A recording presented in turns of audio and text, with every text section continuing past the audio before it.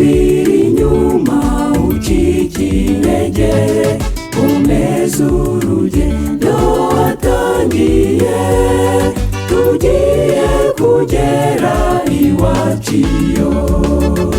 Reba igihugu twateguriwe, reba umudugudu utabamo ishavu, imaneza uko isi iteye, andikisha amateka ugihumeka.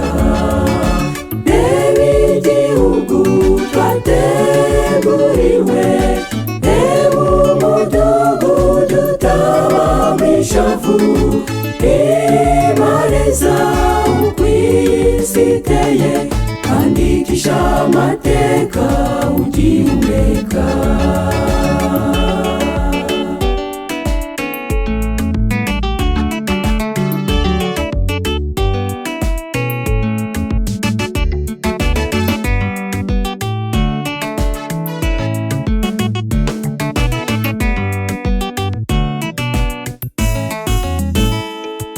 Ese nzagerayo gihe ki, ko mbura n'ibindwanya byinshi cyane?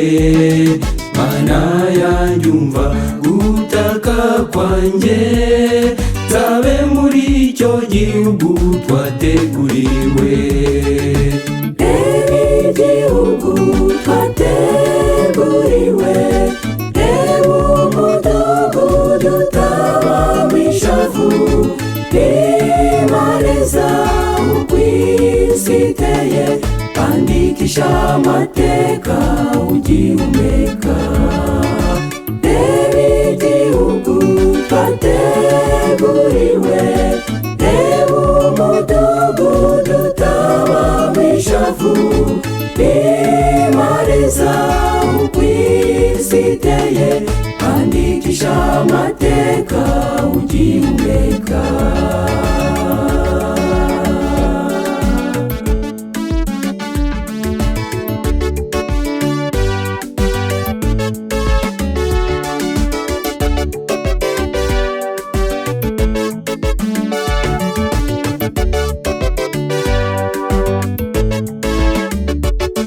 Wahuye n'ingorane nyinshi cyane, ariko nshuti yanjye ihangane, garuka kwa Yesu inyuma ni habi, uzabe muri icyo gihugu twateguriwe. Reba igihugu twateguriwe, reba umudugudu utabamo ishavu, imaneza uko isi iteye, andikisha amateka ugihumeka.